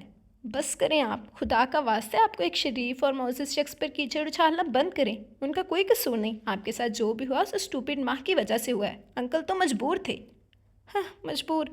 تمہیں کوئی قبول نہیں کر رہا ہوگا تو انہوں نے ایک گھٹیا گیم رچا لی. مجھ جیسا لڑکا تم جیسی معمولی لڑکی کو مل جائے گا, اس کا تو کوئی خواب ہی نہیں دیکھ سکتا ہے. کتنا گھمنڈ تھا اسے اپنی شخصیت پر. مہر تلخی سے مسکراتی تھی. مجھ جیسی معمولی لڑکی کو آپ جیسے اعلیٰ حسن پرست لڑکے کے سر پر سوار کرنے کی خواہش تھی بھی نہیں, مگر قسمت کے لکھے سے کون جیت سکا ہے. زیادہ بک بک کرنے کی ضرورت نہیں ہے. خوب اچھی طرح جانتا ہوں میں ماہنور پر گھٹیا الزام لگا کر تم سب لوگوں نے اپنا الو سیدھا کیا ہے. میں کیا جانتا نہیں ہوں تمہارے باپ کو. خیر, میرا خیال ہے ماہنور کا نمبر بھی اسی سے جا کر لیتا ہوں میں. وہ ضد کی بھیڑ چڑھا تھا اور مہر پچھلے ایک ہفتے کی اس کی خاموشی کے پیچھے جو طوفان چھپا تھا وہ دیکھ رہی تھی. ابھی وہ اس کے بارے میں ٹھیک سے کچھ جان ہی نہیں پایا تھا, یا شاید اسے موقع ہی نہیں ملا تھا. نہیں, ان کی طبیعت ٹھیک نہیں ہے. ابھی وہ کسی قسم کا مزید شوق برداشت کرنے کی پوزیشن میں نہیں ہے. آپ کو ماہنور کا نمبر چاہیے نا؟ میں نمبر دیتی ہوں آپ کو, مگر پلیز میرے گھر والوں سے کچھ مت کہیے گا پلیز. ضبط کے بند ٹوٹ گئے تھے اور اب روتے ہوئے ایک پرچی پر جلدی جلدی ماہنور کا موبائل نمبر گھسیٹ رہی تھی. سرمد کے لبوں پر زہرخند مسکراہٹ بکھر کر رہ گئی تھی. آ گئی نا لائن پر, یہ اصلیت ہے تم لوگوں کی. وہ صفاقی کی انتہا پر تھا اور ادھر مہر جیسی زندگی کے آزمائشوں کی چال میں الجھتی جا رہی تھی. ماں باپ کے گھر کی محافظ چار دیواری سے باہر اپنی خواہشوں اور نفس کی تسکین کے لیے جو لڑکیاں قدم باہر نکالتی ہیں, انہیں پھر اپنی ہر سانس کا بڑا تاوان بھرنا پڑتا ہے. وہ بھی اذان کے ساتھ اس کے دوست کے فلیٹ میں آئی تو اس کا دل بے حد گھبرا رہا تھا. اذان کے علاوہ وہاں کل 4 لڑکے تھے اور ان سب کے درمیان صرف وہی ایک عورت تھی. لے آئی بھابھی کو. اپنے دوست کے فلیٹ میں داخل ہوتے اسے صوفے پر بٹھا کر وہ خود پر بیڈ پر آڑا ترچھا لیٹ گیا تھا, جب اس کے ایک دوست سے معنی خیز نگاہوں سے ان دونوں کی طرف دیکھتے ہوئے پوچھا تھا, ہاں لے آیا. آج کالج نہیں گئے تم لوگ؟ نہیں, تمہارا اور بھابھی کا ویٹ کر رہے تھے. چلو اچھی بات ہے, آ گئی ہے تمہاری بھابھی. اب خوب اچھی طرح خدمت کرنا اس کی. کوئی مسئلہ تو نہیں ہوگا نا؟ نہیں یار, مڈل کلاس گھرانوں کی ایسی سستی چیزیں صرف رو سکتی ہیں, مسئلہ نہیں کھڑا کر سکتی. ماہنور کا دل ایسی گفتگو سے پھر دھڑکا تھا. چہرے کی رنگت بھی پل بھر میں متغیر ہو گئی تھی. جانے اب اس کے ساتھ کون سا کھیل کھیلنے جا رہا تھا. چلو ٹھیک ہے, تم لوگ آج ہی واپس جا رہے ہو یا کل؟ آج ہی جاؤں گا یار, مما کی طبیعت ٹھیک نہیں ہے, بار بار فون آ رہے ہیں. وہ یوں بات کر رہا تھا گویا کمرے میں اس کی موجودگی سے خبر ہی نہ ہو. پھر کب آؤ گے؟ اس کے اسی دوست نے پوچھا تھا. جب وہ بولا جلد ہی, تمہیں تو پتہ ہے چھٹتی نہیں ہے. منہ کو ایک کافر لگی ہوئی ہے. وہ ہنسا تھا اور اس کے ساتھ ہی بیڈ پر آ کر بیٹھ گیا. اس کے دوست اب ہنس رہے تھے. ہاں تو ماہنور, کیا کہہ رہی تھی تم؟ میری ماں کو میرے کرتوتوں کا بتاؤ گی تم؟ بری بات, جسے پیار کرتے ہیں اسے دھمکیاں نہیں دیتے. میرے لیے تو تم نے اپنے باپ کی عزت کی پرواہ نہیں کی اور مجھے ہی رسوا کرو گی. بہت بری بات ہے یار, ایسے نہیں کرتے. مسکراتی نگاہوں سے اس کی طرف دیکھتے ہوئے اس کا مذاق اڑانے والے لہجے میں اس نے کہا تھا, جب وہ رو دی تھی. تو تم میرے ساتھ دھوکہ نہیں کر سکتے؟ ہاں, دھوکہ تو تم نے خود کیا ہے اپنے ساتھ مائی سویٹ ہارٹ. میں تو تمہیں محفوظ ہاتھوں میں دینے آیا ہوں. یہ جو میرے 4 دوست ہیں نا, یہ مجھ سے بھی زیادہ امیر ہیں. بہت عیش کرو گے تم ان کے ساتھ. میں بھی منہ کا ذائقہ بدلنے کو کبھی کبھار چکر لگاتا رہوں گا. وہ اس کے حوالے سے جن باتوں کا سوچ بھی نہیں سکتی تھی وہی باتیں وہ کہہ رہا تھا. اس کے اندر ایک مرتبہ پھر جیسے کچھ ٹوٹ کر بکھر گیا تھا. خدا کے قہر سے ڈرو ذلیل انسان. صرف ایک محبت کی اتنی بڑی سزا مت دو کہ تمہاری بہن کے ساتھ تمہارا ایک گھٹیا فیل آ جائے. کہ تمہاری بہن کے سامنے تمہارا ایک گھٹیا فیل آ جائے. نہیں آ سکتا. تم جیسی بیکارن, اور اس میں بہت فرق ہے. وہ کسی کے لیے یوں گھر سے نہیں بھاگ سکتی, نہ ہی اسے ان چیزوں کی ہوس ہے جن پر تم مرتی ہو, سمجھی؟ اسے بہن کا تانا برا لگا تھا. ماہنور کو اپنا سر گھومتا محسوس ہوا تھا. میں چلتا ہوں یار, شکار چھوڑ کے جا رہا ہوں. جو دل چاہے سلوک کرنا, میری طرف سے کھلی چھٹی ہے. قطعی بیزار لہجے میں کہتا وہ اٹھ کھڑا ہوا تو ماہنور نے روتے ہوئے اس کے سامنے ہاتھ جوڑ دیے تھے. مجھے بھی ساتھ لے چلو پلیز. میں نے تمہیں جو کچھ بھی غصے میں کہا اس کے لیے تم سے معافی مانگتی ہوں. خدا کا واسطہ ہے تمہیں, میری نسوانیت کو ذلیل مت کرو پلیز. Shut up. नफरत से उसे साइड पर धकेल कर वो फ्लैट से बाहर निकल गया और इससे पहले कि वो संभल कर दोबारा उसके पीछे लपकती, वो जैसे हवा के साथ पर सवार होकर आया था वैसे ही रुखसत भी हो गया। पीछे अब उसके आंसू थे और अजान के दोस्तों की हंसी। वो कॉल कर रहा था, कितनी देर से बेल जा रही थी मगर कोई उसकी कॉल को पिक नहीं कर रहा था। उसे अब पक्का यकीन हो चला था ज़रूर महर ने उसके साथ मक्कारी किया और महानूर का कहकर यूं ही कोई गलत सलत नंबर दे दिया है। कभी ख्याल आता कि कहीं महानूर किसी मुश्किल में ना फंसी हो जिसकी वजह से उसकी कॉल पिक ना कर सकती हो। तंग आकर उसने गुस्से से मोबाइल बेड पर फेंक दिया था। क्या करूं यार, कहाँ से ढूंढ कर लाऊं उसे। घने बाल मुट्ठियों में जकड़ते हुए उसने गहरी सांस भरी थी। महर उसी का सूट हाथ में लिए कमरे में दाखिल हुई तो उसका गुस्सा फिर से उदाया था। अपने आप को जरूरत से ज़्यादा स्मार्ट और मुझे बेवकूफ़ समझती हो तुम। टपक कर उसका बाजू नोचते हुए वो गुर्राया तो महर से स्कारी भरकर रह गई थी। अब क्या किया है मैंने, क्या नहीं किया तुमने मेरे साथ। चुड़ैल बनकर जान से चिमट गई हो। बताओ महानूर का सही नंबर क्या है। मुझे नहीं पता, उसका यही नंबर था और अब वो किस हाल में है हम नहीं जानते। शायद नंबर भी तब्दील कर लिया होगा उसने। उसके चेहरे पर तकलीफ के एहसास पैदा हो रहे थे। सरमन ने बेदर्दी से उसे परे धकेल दिया था। सब कुछ पता है तुम्हें, सिर्फ ड्रामा कर रहे हो तुम लोग और कुछ नहीं। मगर याद रखो मैं उसे ढूंढ कर रहूँगा। तुम लोग सोच भी नहीं सकते कि मैं उससे कितनी मोहब्बत करता हूँ। अभी शायद वो कुछ और भी कहता मगर उसका सेल जिसे उसने गुस्से में बेड पर फेंक दिया था फिर से बचना शुरू हो गया था। वो उसे छोड़कर बेड की तरफ आया और सेल उठाकर देखा तो महानूर के नंबर से ही कॉल आ रही थी। हेलो। उसके कॉल पिक करते ही महानूर की आवाज़ उसकी समातों से टकराई थी। जी महानूर। जी आप कौन। सरमत बोल रहा हूँ, आप कहाँ हैं। उसका दिल इस लम्हे बहुत तेज़ी से धड़क रहा था। कौन सरमत। दूसरी जानब से वो यूं पूछ रही थी गोया कुछ जानते ही ना हो। जिसके साथ आप इंगेज हुई थी और बहन को रुखसत कर दिया, क्यों किया आपने मेरे साथ ऐसा। ओ शट अप। वो परेशान भी थी और कदरे जंजलाहट का शिकार भी थी। सरमत चुप का चुप रह गया। इतने में कॉल डिस्कनेक्ट हो गई थी। उसने दोबारा कॉल बैक की तो नंबर ऑफ मिला था। वो सेल जेब में डालकर खामोशी से कमरे से निकल गया था। इश्क से ले जो भी चढ़िया ईसा बन के लथा। उसने सिर्फ मोहब्बत की थी। इस मोहब्बत ने उसे ना दुनिया का रहने दिया ना आखिरत का। अजान के चारों दोस्तों ने उसे अपनी मलकियत समझ लिया था और अब वो उनके हाथों में खिलौना बनकर रह गई थी। उसका सेलफोन उसके पास था मगर अब वो किसी से रब्ता करती तो क्या कहती। सब कुछ अपने हाथों से गवा बैठी थी। रोज़ एक नया इम्तिहान, नई अजियत उसकी मुंतज़िर होती। अजान के जिस दोस्त का फ्लैट था उसने मुसलमानियत को साइड में रखकर उसे अपने लिए सोने की चिड़िया बना लिया था। हर दूसरे तीसरे रोज़ किसी न किसी अमीर कबीर रईसादे को घेर कर ले आता और उसे चारे के तौर पर पेश कर देता। जानवरों से बदतर गुनाह की ज़िंदगी जीते जीते अब उसका दिल जैसे खुद से भी उब गया था। कोई लम्हा ऐसा मुयस्सर नहीं था जब वो होशो हवास की हालत में अकेली फ्लैट में रह जाती।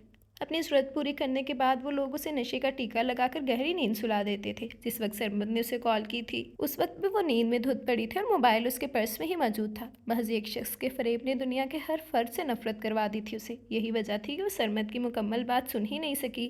ताहम वो उसके इसी सलूक पर जैसे जिद में आ गया था। महर और सरमद की शादी को पूरे 2 माह हो गए थे और इन 2 माह में उसे अपने ससुराल को अपना ही घर समझ कर क्या से क्या बना डाला था। वो लॉन जो सईद साहिब की बीमारी के बाद उजड़ने लगा था, महर की तवज्जो और मेहनत से फिर से शादाब होने लगा था। आस पड़ोस से भी उसने बहुत जल्द बहुत अच्छे मुरासिम कायम कर लिए थे। मिसिस सईद और ख़ुद सरमद ने इन 2 माह में अपनी नफ़रत का गुबार निकालने के लिए उसे बेइज्जत और दुखी करने का कोई मौका हाथ से जाने ना दिया था। बात बात पर तंज करना और उसके हर काम और बात में कीड़े निकालना उन्होंने गोया फ़र्ज़ कर लिया था। उस रोज़ शाम डले लॉन में बैठा बार बार महानूर को कॉल करने का सोच रहा था कि मिसिस सईद वहाँ चली आई। महर अंदर सईद साहब के कमरे में उन्हें दवा खिला रही थी। सरमद। जी अम्मी। वो फ़ौरन महानूर के ख्यालों से निकलकर कुर्सी से खड़ा हुआ था। अभी तक यहाँ क्या कर रहे हो, बारिश हो रही है, बीमार हो जाओगे बेटे, चलो अपने कमरे में। दिल नहीं चाह रहा अम्मी, यहीं बैठना अच्छा लग रहा है। कब तक बेटे, जो हो चुका वो हो चुका, अब यूँ ही कब तक अपना दिल मारते रहोगे। वो उसके लिए रंजीदा थी। सरमद अब भी इसका रुख फेर गया था। अपना दिल नहीं मारूंगा, उस लड़की को सिसका सिसका कर मारूंगा जिसकी वजह से मेरी ज़िंदगी बर्बाद हुई है। छोड़ो बेटे, घटिया लोगों के काम भी घटिया ही होते हैं। तुम्हारी डैडी उस चुड़ैल को इतनी अहमियत ना दे तो शाम से पहले चुटिया से पकड़ कर बाहर बिठा दूँ। वो तो एक मिनट के लिए उसका नज़र से ओझल होना गवारा नहीं करते। हाथ बांध कर रख दिए हैं हमारे। मैं नहीं हाथ बांधने वाला। जिसे चाहा है उसे बीवी बना कर रहूँगा, चाहे उसके लिए मुझे कुछ भी करना पड़े। डैड मजीद ब्लैकमेल नहीं कर सकते मुझे। वो तपा हुआ था। मिसिस सईद अफसोस से सर हिला कर रह गई थी। अगले रोज़ महर अभी उठी ही थी कि उसका दिल बुरी तरह से घबराना शुरू हो गया। कल रात बहुत भयानक ख्वाब देखा था उसने, इसीलिए वो ना चाहते हुए भी सरमद को खुद से मुखातिब होने पर मजबूर कर गई थी, जो बाहर लाउंज में बैठा चाय पी रहा था। सुनिए, अगर आप फ्री हैं तो प्लीज़ मुझे मेरे घर छोड़ आएं, मेरा दिल बहुत घबरा रहा है। तो मैं क्या करूं, हमेशा के लिए जाना है तो जाओ, 2-4 रोज़ के लिए ऐसी जहमत नहीं उठा सकता मैं। कदरी तलखी से उसने कहा था। महर का दिल कट कर रह गया था। ले जाओ सरमद, अजीज़ साहिब फौत हो गए हैं। یہ نہ گئی تو 4 لوگ ہمیں ہی کہیں گے کہ ہم نے بیچاری بچی پر ظلم ڈھا رکھا ہے۔ مسز حسن سعید اسی لمحے اپنے روم سے فون سن کر نکلی تھی۔ مہر یہ اطلاع سن کر جیسے شاک رہ گئی تھی۔ پچھلے 2 ماہ سے نہ اپنے مائکے جانے دیا گیا تھا، نہ کوئی فون سننے کی اجازت تھی۔ اگر اس کے گھر سے کوئی ملنے بھی آتا تو مسز حسن سعید وہ ڈرامے دکھاتی کہ وہ زیادہ دیر بیٹھ نہ سکتا۔ عزیز صاحب سے اس کی یہ زندگی اوجھل نہیں تھی اور یہی روگ انہیں لے ڈوبا تھا۔ حسن صاحب لاکھ کوشش کرنے کے باوجود بھی اپنے گھر والوں کو اس سے زبردستی محبت پر مجبور نہیں کر سکتے تھے۔ پورے 2 ماہ کے بعد مہر اپنے مائکے آئی تو وہ گویا وہ گلشن ہی اجڑ چکا تھا جو کبھی آباد تھا۔ سکینہ بیگم بالکل چپ بیٹھی تھی، مگر ان کی آنکھوں سے جیسے سمندر بہہ رہا تھا۔ ان کے گلے لگ کر پھر خوب ہی روئی۔ سعودیہ سے سلمان کا فون بھی آیا تھا اور وہ بھی بہت رو رہا تھا۔ مہر کا ارادہ 40ویں تک وہیں قیام کا تھا کہ اچانک حسن سعید پڑھنے والے فالج کے اٹیک نے اسے مجبوراً پھر سے اسی زندگی میں لا پھینکا جہاں رہ کر وہ زندگی جیسے انمول نعمت کو ترس گئی تھی۔ مسز حسن کی اب بھی مصروفیات وہی نخرے تھے۔ شام میں سربت سے اس کی مٹبھیڑ ہوئی تو وہ طنز کرنے سے باز نہیں آیا۔ پھر آ گئی تم؟ اس گھر کے علاوہ اور کہیں سکون نہیں ملتا تمہیں؟ اسے دکھ ہوا تھا مگر وہ چپ رہی۔ تقدیر نے کچھ کہنے کے لیے چھوڑا ہی نہیں اس کے پاس۔ حسن صاحب اب مکمل طور پر اس کی ذمہ داری بن گئے تھے۔ مسز حسن آرام سے نیند کی گولی لے کر سوتی رہتی اور وہ شدید تھکن کے باوجود رات میں کئی بار اٹھ کر انہیں سنبھالتی۔ سربند نے جب اس کی اس قدر مصروفیات دیکھی تو ٹارچر کرنے کا ایک نیا بےہودہ پلان آ گیا اس کے دماغ میں۔ اب تک اپنے خیال میں وہ خود ہی اندر سے جل رہا تھا، اب اسے جلانے کا منصوبہ بنا لیا اس نے، اور وہ یوں کہ جب وہ تھکن سے چور ہوتے وہ زبردستی سے اپنے کمرے میں طلب کر لیتا۔ وہ لاکھ منت کرتی، اپنی مجبوری بتاتے، مگر وہ سنی انسنی کر کے الٹا اسے 1-2 ہاتھ لگا کر چپ کروا دیتا۔ روز کی ذہنی اور جسمانی تھکن نے اس کی ساری صحت تباہ کر ڈالی تھی، مگر سرمد کو اس کی پرواہ نہیں تھی۔ اسے اذیت اور مشکل میں دیکھ کر ہی وہ لطف محسوس کر رہا تھا اور اب پچھتا رہا تھا کہ 2 ماہ قبل کھیل کیوں نہیں شروع کر دیا۔ ادھر روز ماہنور سے رابطے کی اس کی کوشش بھی بڑھتی جا رہی تھی اور ایک روز ماہنور نے بالآخر اسے اپنا ایڈریس سمجھا کر کھانے پر بلا لیا تھا۔ اس روز وہ اتنا خوش تھا گویا قارون کا خزانہ مل گیا ہو۔ وہ کراچی میں تھا جبکہ ماہنور کے بتائے گئے ایڈریس کے مطابق وہ اسلام آباد میں تھی۔ پوری رات کروٹ پر کروٹ بدل کر آنکھوں میں کاٹنے کے بعد صبح وہ اس کی طرف روانہ ہوا ہی چاہتا تھا کہ اس کا عزیز الجان دوست علی آ گیا جو عرصہ دراز سے انگلینڈ میں مقیم تھا، اور آیا بھی اکیلا نہیں تھا، اس کی مسز بھی ساتھ تھی، اور آمد کا مقصد حسن صاحب کی خبر گیری تھی۔ اس کا دل قطعی غلط وقت پر علی کی آمد سے جی بھر کر مقدر ہوا تھا۔ دوستی کا معاملہ تھا، لہٰذا وہ اسے چھوڑ کر یا کوئی بہانہ کر کے بھی نہیں جا سکتا تھا۔ مسز حسن پالر گئی ہوئی تھی اور مہر لان میں پودوں کے ساتھ مصروف تھی، وہی انہیں اندر بھی لائی تھی۔ سرمد کی نگاہ جو ہی اس پر پڑی وہ دانت پیس کر رہ جاتا۔ سرمد بھائی، وائف بہت اچھی ملی آپ کو، ضرور آپ نے انہیں پانے کے لیے کوئی خاص وظیفہ کیا ہوگا۔ وہ لاؤنج میں علی کے ساتھ ہی باتوں میں مصروف تھا جب ٹرالی گھسیٹ کر لاتی ہوئی مہر پر ایک نگاہ ڈال کر اس کی بیوی نے شوخی سے کہا۔ جواباً وہ مہر کو گھور کر رہ گیا تھا۔ نہیں تو پھر ضرور کوئی بہت بڑی نیکی کی ہوگی آپ نے۔ جی نہیں، کسی نیکی کے صدقے ملنی ہوتی تو وہی پری ملتی جسے دعاؤں میں رب سے مانگا تھا۔ ایسی چیزیں تو بس یوں ہی زبردستی گلے پڑ جاتی ہیں۔ وہ سنجیدہ تھا مگر علی کی وائف نے اسے اس کا جوک سمجھتے ہوئے ہنس دی تھی۔ نا شکر ہیں آپ مرد، اور کچھ نہیں۔ کسے مانگا تھا رب سے؟ علی نے اس کے بات پکڑتے ہوئے نکتہ اٹھایا تھا جب وہ بولا، ہے ایک پری پیکر چہرہ، جلد ملواؤں گا تمہیں، پھر دیکھنا رش کرو گے میرے نصیب پر۔ وہ تو اب بھی کر رہا ہوں، اور جہاں تک میرا خیال ہے تم انتہائی بیوقوف، ظالم اور ناشکر انسان ہو۔ ایک نظر مہر کے دھواں چہرے پر ڈالنے کے بعد علی نے اسے ڈانٹا تھا۔ جواب میں وہ بے پرواہی سے ٹرالی پر رکھے لوازمات اٹھا کر ان دونوں کو پیش کرنے لگا۔ علی اور اس کی وائف تھوڑی دیر مزید حسن صاحب کے پاس ٹھہرنے کے بعد رخصت ہو گئے تو وہ بھی جلدی سے گھر نکل آیا تھا۔ علی کی باتیں اس کے ذہن میں ہتھوڑے کی طرح لگ رہی تھیں۔ اس روز سنڈے تھا اور اس بار جو شخص اس کے وجود کی قیمت چکانے آیا تھا اسے ماہنور بہت اچھی طرح جانتی تھی۔ اس کے وہم و گمان میں بھی نہیں تھا کہ وہ شخص اس سے یوں باز پرس کے لیے وہاں تک آ جائے گا۔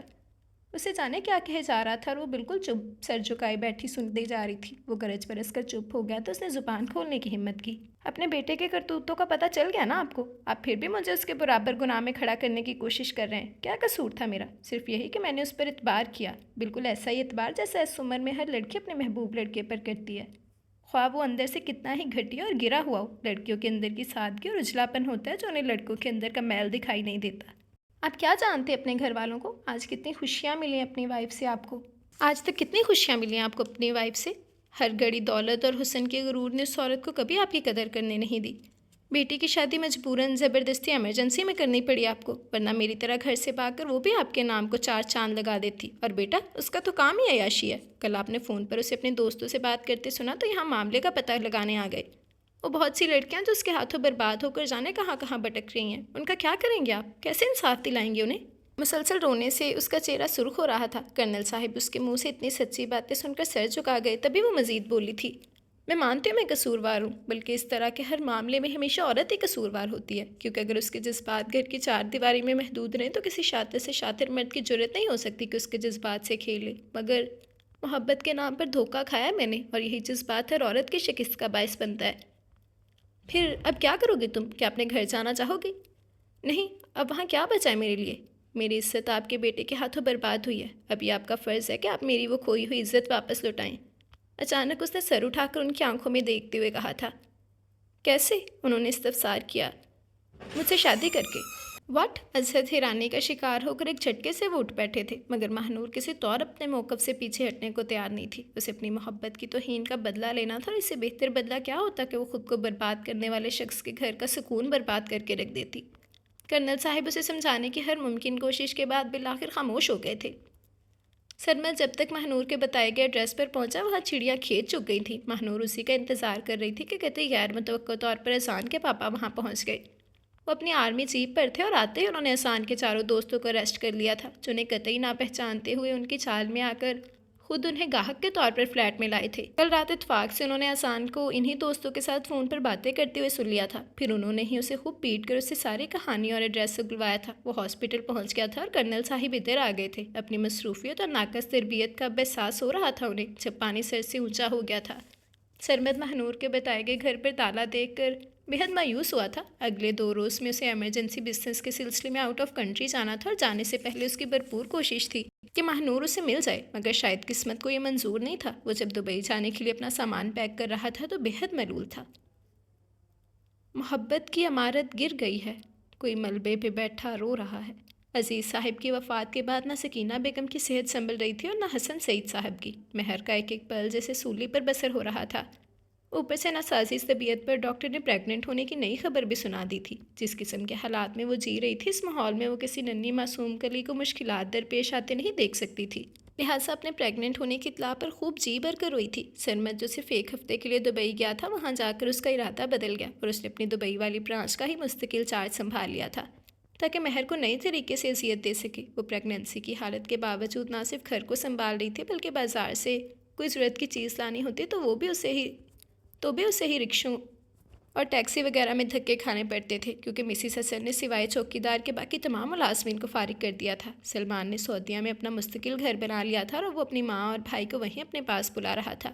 سکینہ بیگم نے اسے بتایا تھا کہ وہ وہاں مہر نام کی ایک اسی کی ہم شکل پاکستانی لڑکی سے شادی بھی کر رہا تھا، جس کے لیے سکینہ کی موجودگی ضروری تھی۔ سکینہ بیگم جاتے وقت سلمان کی خواہش پر اپنا گھر مہر کے نام ہی کر گئی تھی۔ جاتے وقت وہ نہ صرف رو رہی تھی، بلکہ اس سے معافی بھی مانگ رہی تھی کہ صرف ان کی عزت بچانے کے لیے اس نے کتنی بڑی قربانی دے ڈالی تھی۔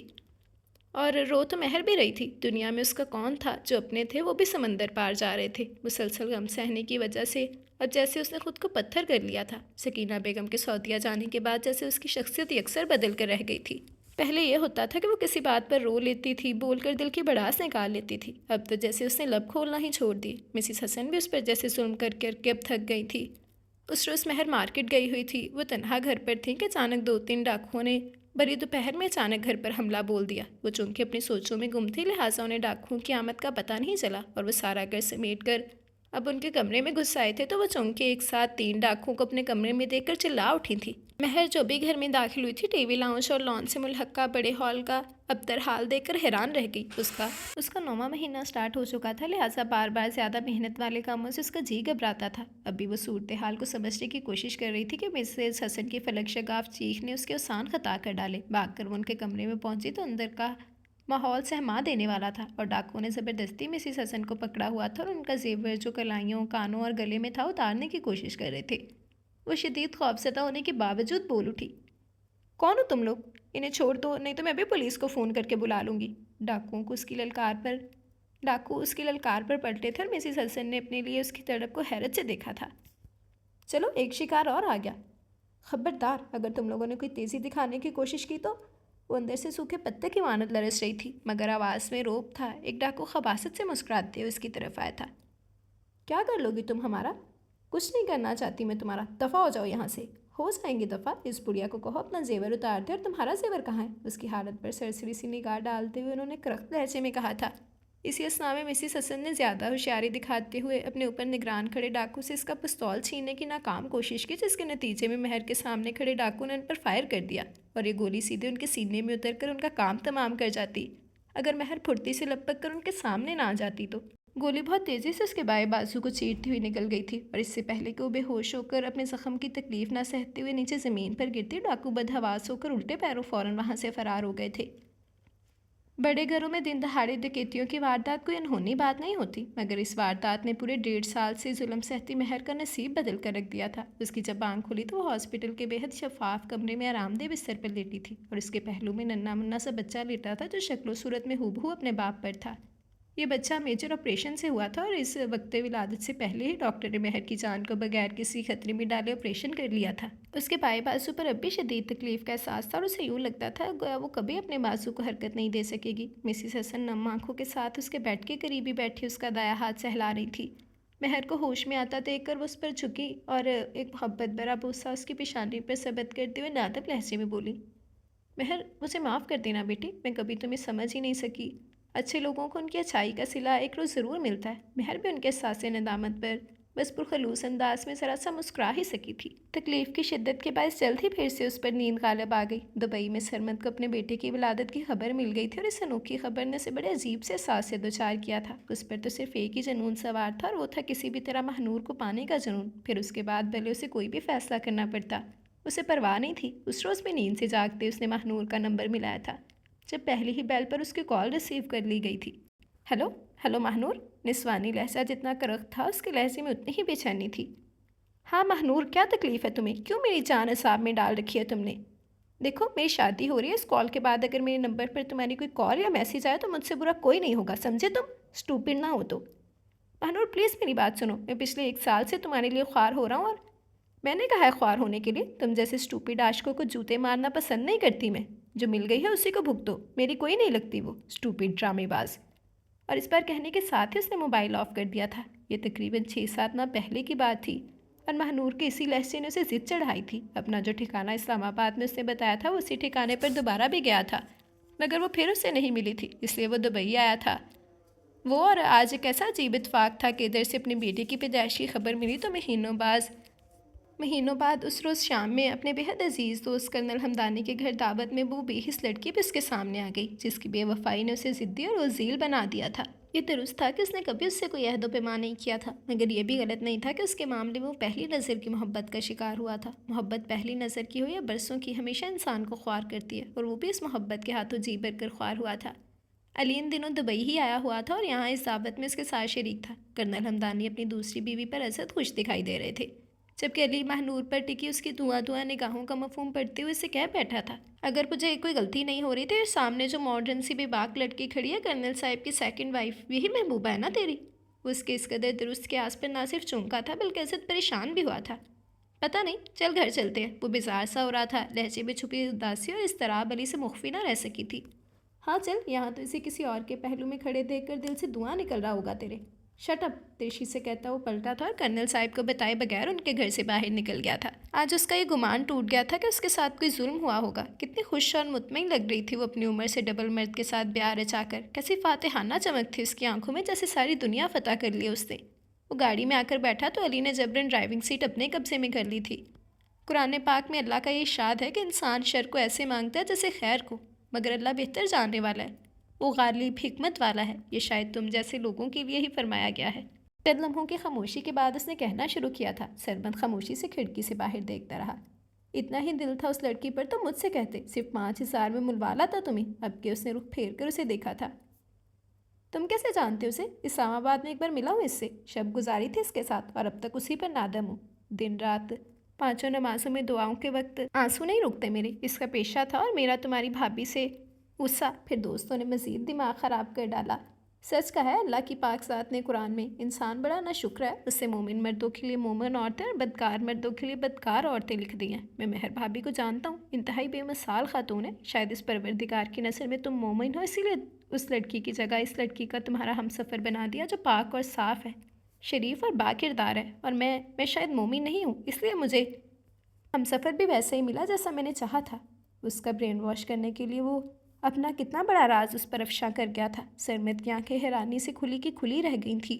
کیسا دن تھا آج کا؟ ایک کے بعد ایک پہاڑ گر رہا تھا اس پر۔ علی نے اسے اس کے گھر پر چھوڑ کر آگے نکل آیا تو اس نے بیڈ روم میں آتے ہی نیند کی گولیوں کی دوائی اٹھائی، 2 گولیاں پھانک کر ایک ہی گھونٹ میں پانی کا گلاس خالی کر ڈالا۔ کتنا بڑا دھچکا تھا لگا تھا اس کے اعصاب کو، یہ جان کر کے جسے وہ سمندر سمجھ کر پانی کی ضد کر رہا تھا وہ گندا جوہر تھا، اور خدا کی پاک ذات نے اسے جوہر سے محفوظ رکھنے کے لیے کس کس طریقے سے اس کی مدد نہیں کی تھی، جبکہ وہ پچھلے 1 سال سے نماز کو بھول ہی گیا تھا۔ صرف اس غصے میں خدا نے اس کی دعا قبول کر کے اس کی من پسند لڑکی کیوں نہیں دی؟ وہ باقی 1000 نعمتوں کے لیے اس کا شکریہ ادا کرنے سے ہی منکر ہو گیا تھا۔ جب سے وہ جاگا تھا تبھی سے رو رہا تھا۔ سر، یہ پاکستان سے لیٹر آیا ہے آپ کے لیے۔ پورا رو رہا تھا جب اس کے ذاتی ملازم نے سفید رنگ کا ایک نفیس سا لفافہ اس کے ہاتھ میں تھما دیا۔ ملازم کو رخصت کرنے کے بعد اس نے بیک گراؤنڈ سے ٹیک لگا کر وہ خط چاک کیا۔ اندر موتیوں سی ہیڈ رائٹنگ اس کی بصارت کی منتظر تھی۔ سلام دعا کے بعد لکھا تھا، سرمد، آپ سوچ نہیں سکتے کہ اس وقت میں اپنے دل میں آپ کے لیے کتنا درد محسوس کر رہی ہوں۔ صرف میری وجہ سے آپ نے اپنے والدین کے ساتھ ساتھ اپنے گھر، شہر اور ملک کو بھی خیر آباد کہہ دیا۔ مجھے آپ کی تکلیف کا احساس ہے، اور میں شادی کی پہلی رات ہی آپ کو سب کچھ صاف صاف بتانا چاہ رہی تھی، مگر آپ نے مجھے بولے نہیں دیا۔ اب مزید یہ بوجھ اپنے اندر نہیں رکھ سکتی، میں اسی لیے کچھ باتیں شیئر کر رہی ہوں۔ آپ سے میری شادی سوائے ایک حادثے کے کچھ بھی نہیں تھا۔ ہمارے برابر کے گھر والوں کا لڑکا اذان مجھ پر اپنی نیت خراب کیے بیٹھا تھا، اور ایک روز مجھے اپنے گھر میں تنہا پا کر اس نے اپنے گھٹیا جذبات بھی مجھ پر آشکار کیے، مگر میں نے چونکہ مہنور کے چھوٹے بھائی سلیمان سے منسوب تھی، اس لیے اس جرأت پر خاصا منہ توڑ جواب دیا اسے، جس پر وہ چراغ پا ہو گیا اور مجھ سے بدلہ لینے کے لیے اس نے مہنور کو اپنے ہاتھوں میں کر لیا۔ وہ بیوقوف لڑکی اس کی مکاری کو نہ سمجھ سکی اور اس کے جال میں پھنس کر عین اس وقت کہ جب نکاح کی رسم ہونا تھی اسی کی بہن کے ساتھ ہماری چھت سے ان کی طرف پھلانگ گئی۔ باخدا اگر ہمیں ذرا سا بھی اس پر شک ہوتا یا اس کی حرکت کا علم ہوتا تو ہم کبھی بارات اپنے دروازے پر نہ بلاتے۔ سکینہ آنٹی اور عزیز انکل جو میرے ماں باپ کی وفات کے بعد ماں باپ کا درجہ ہی رکھتے تھے، وہ مہنور کی اس حرکت پر بکھلا گئے تھے۔ انہوں نے روتے ہوئے مجھ سے عزت رکھنے کی التجا کی تھی۔ میں نے زندگی میں ہمیشہ بزرگوں کے احترام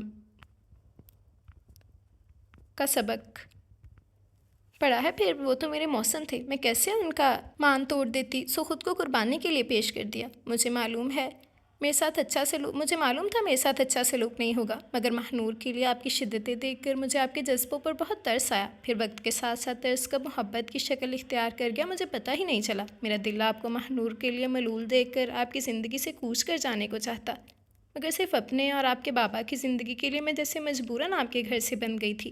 بابا میری دوری کا دکھ نہیں سہ سکتے تھے، اور میں مزید کسی دکھ، کسی آزمائش کے لیے تیار نہیں تھی، سو آپ کی نفرت کو بھی محبت سمجھ کر دل سے لگاتی رہی، اور اب جب کہ قدرت نے مجھے آپ کے حق میں تھوڑا سا مضبوط کیا تو اس نئی آزمائش میں ڈال دیا۔ پتہ نہیں مجھ سے آپ کی بے تحاشا نفرت اس معصوم روح پر کیا اثر ڈالے گی جو ابھی اس دنیا میں آئی بھی نہیں۔ تہ دل سے دعا کیجیے گا کہ آپ کے بچے کو جنم دیتے ہوئے وہ پروردگار مجھے اپنے پاس بلا لے، اور آپ اپنی پوری آزادی کے ساتھ منچاہی زندگی بسر کر سکے۔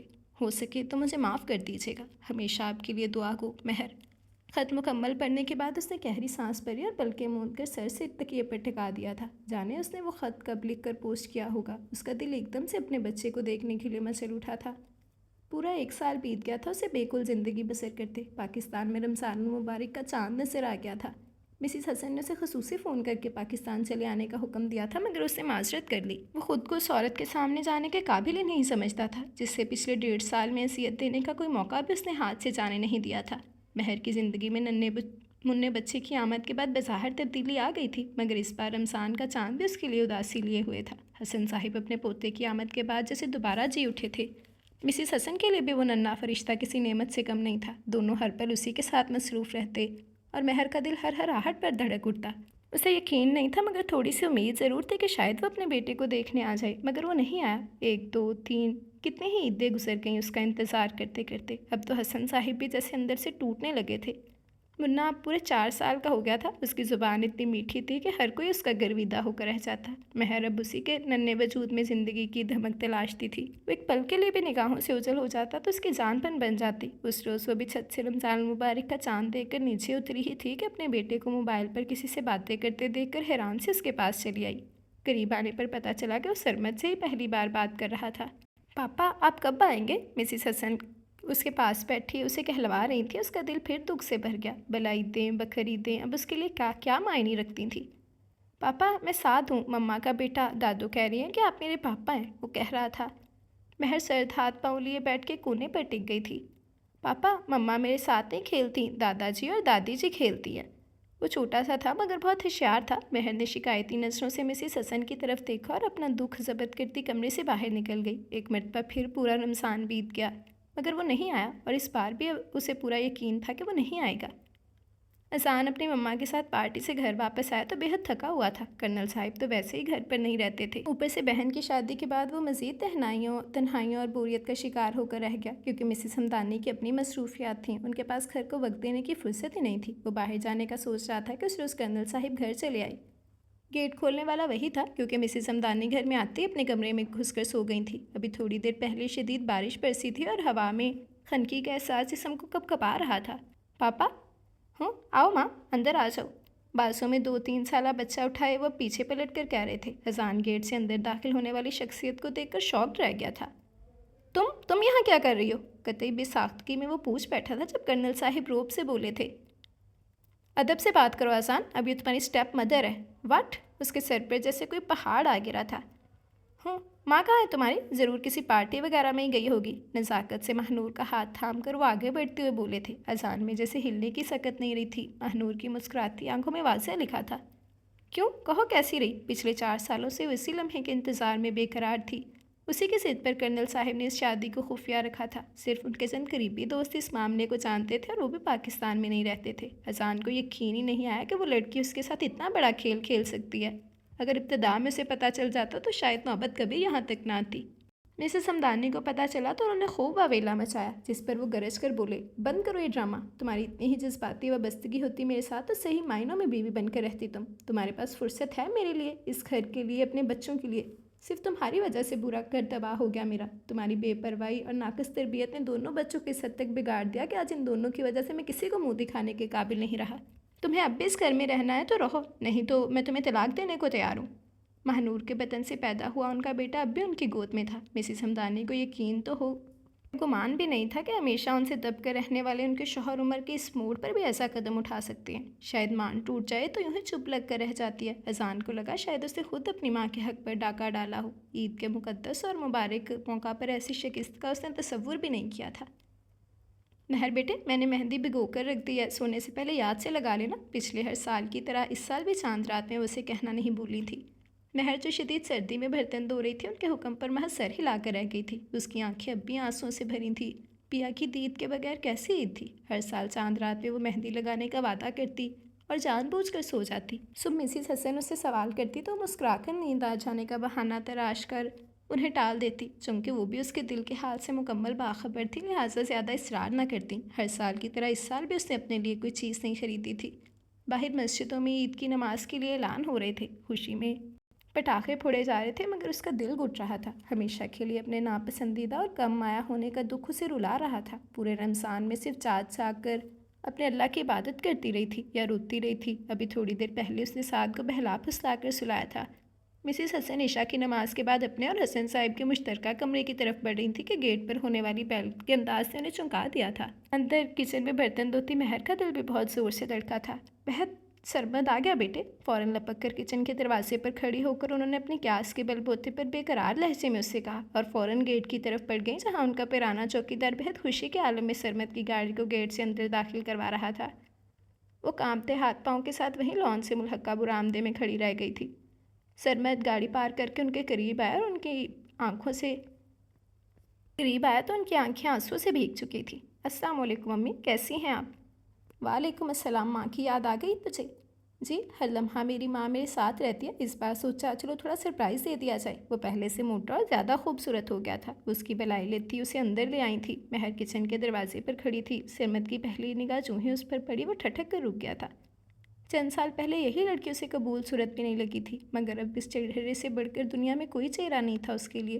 खुद को उसकी मोहब्बत का एहसास दिलाने के लिए उसने 4 साल अपने आप को तन्हाइयों की स्लेब पर लटका दिया था, मगर अब अपने बेटे की आवाज़ सुनने के बाद उसके पहाड़ से ज़बत की मजबूत चट्टानें टूट गई थी और वह जल्दी जल्दी अपना बिजनेस दुबई से वाइंड अप करने की कोशिश में पूरा रमज़ान में ही गुजार गया था। उसके सामने खड़ी रो रही थी और सरमद यकटक उसे देखे जा रहा था। तभी मिसेस अहसान ने उसका कंधा हिलाया था।